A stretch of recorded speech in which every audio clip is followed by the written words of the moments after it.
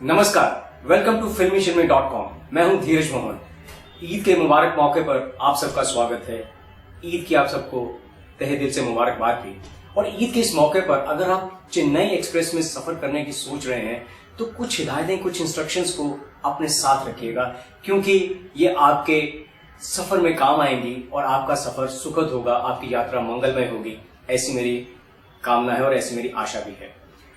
तो पहली बात तो ये कि जब आप चेन्नई एक्सप्रेस देखने जा रहे हैं तो ये ध्यान में रखिएगा कि इस फिल्म में कुछ भी ऐसा नहीं है, कोई कहानी में नयापन नहीं है, कहानी में कोई नया मोड़ नहीं है जो आप देखने की चाह रखते हैं। आपको कहानी में वही 80s और 90s के सिनेमा की झलक दिखाई देगी।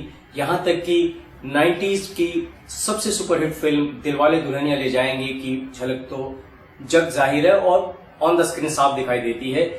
रोहित शेट्टी जो कि इस फिल्म का डायरेक्टर हैं, उन्होंने यहां तक इस टैगलाइन को यूज किया है जो कि दिलवाले दुल्हनिया ले जाएंगे की भी टैगलाइन थी, कम फॉल इन लव, और यहाँ पे बोलते हैं come fall in love Rohit Shetty style. तो फिल्म की कहानी थोड़ी थोड़ी आपको समझ आई गई होगी कि कैसे एक लड़का लड़की से मिलता है और फिर जो रुकावटें हैं उनके आपस में मिलने की, और कैसे वो अपने उस लड़की को दुल्हनिया बनाता है। जैसा कि दिलवाले दुल्हनिया ले जाएंगे हुआ, ऐसे ही यहाँ पे भी कैसे शाहरुख दीपिका पादुकोण को अपनी दुल्हनिया बनाता है, ये इस कहानी का सार है। लेकिन जिस तरह से शाहरुख खान और दीपिका पादुकोण की चेन्नई एक्सप्रेस ट्रेन में मुलाकात होती है, वो इस फिल्म के सबसे अच्छे सीन्स और रिफ्रेशिंग सीन्स माने जा सकते हैं। उनमें ताजगी है। उसके बाद जो फिल्म है वो एक ठर्रे पर चलती है।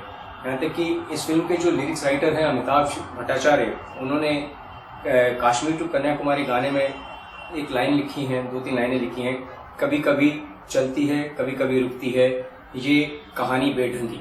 तो यकीनन इस फिल्म की कहानी और इस फिल्म का स्क्रीन प्ले भी कुछ ऐसा ही बेढंगा सा है, टेढ़ा मेढ़ा सा, कभी चलता है कभी रुकता है। और जहां तक परफॉर्मेंसेस का सवाल है तो परफॉर्मेंसेस में बाजी मारी है दीपिका पादुकोण ने, जो कि इस फिल्म में एक चमकता हुआ हीरा सा साबित होती हैं। उनकी इसी साल फिल्म आई थी ये जवानी है दीवानी, जो कि 100 करोड़ क्लब का ऑलरेडी एक तमगा पा चुकी है।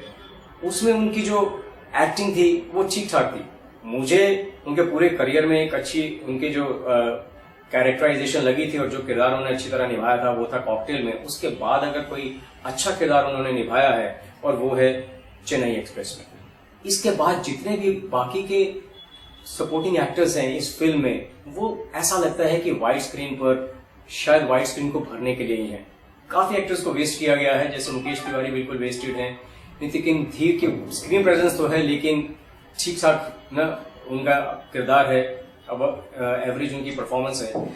और जहां तक इस फिल्म के हीरो हैं जिनको देखने के लिए लोग उनकी पिछली फिल्म जब तक है जान के बाद बड़ा इंतजार कर रहे थे, वो Shahrukh Khan so called SR के, उनकी जो परफॉर्मेंस है इस फिल्म में लोगों को बड़ी उम्मीद थी। लेकिन जो 1995 का राहुल था दिलवाले दुल्हनिया ले जाएगा, वो यहाँ पर भी राहुल ही है चेन्नई एक्सप्रेस में, लेकिन उस राहुल इस राहुल में सिर्फ उम्र का ही फर्क नहीं है, एक्टिंग का भी फर्क है। बस कहीं कहीं पर शाहरुख खान की वो करिश्माई हंसी और वो करिश्माई अंदाज लगता है, अदरवाइज उन्होंने ओवर द टॉप और लाउड परफॉर्मेंस की है। और जहां तक बाकी डिपार्टमेंट्स का सवाल है, सिनेमेटोग्राफी, एडिटिंग, प्रोडक्शन डिजाइन, वो जैसा कि इतनी बड़े बजट की फिल्म है तो जाहिर है कि वो न अच्छे स्टैंडर्ड्स का, हाई स्टैंडर्ड्स का है, लेकिन फिर भी सिनेमेटोग्राफी में कहीं ना कहीं पर कहीं कुछ कमी झलकती है। यहाँ तक कि कई बारी शाहरुख खान के क्लोजअप्स में उनकी उम्र भी साफ झलकती है। और अब हम अगर बात करें डायरेक्शन की, तो रोहित शेट्टी का जो एक स्टाइल है, रोहित शेट्टी आपको मालूम ही है कि आजकल के सबसे हॉटशॉट डायरेक्टर हैं। सुना है 18 से 20 करोड़ रुपए की उनकी फीस है और लगातार उन्होंने 7 से 8 फिल्में हिट दी हैं, जो कि 100 करोड़ क्लब की सदस्य हैं। और शायद इसीलिए उनको इस फिल्म को हेल्म करने के लिए भी बोला गया होगा। लेकिन रोहित शेट्टी का जो स्टाइल है वो इस फिल्म में साफ झलकता है। और अगर आप रोहित शेट्टी के स्टाइल से इम्प्रेस्ड हैं, उनके सिनेमैटिक वर्जन से मुतासिर हैं, तो आपको वो कार चेजिस, वो कारों का हवा में उड़ना, वो मार धाड़, वो बेवजह की एक्शन सीक्वेंस में तोड़ा फोड़ी, ये सब आपको शायद भा सकते हैं, लेकिन वो दिल को कहीं भी छूते नहीं।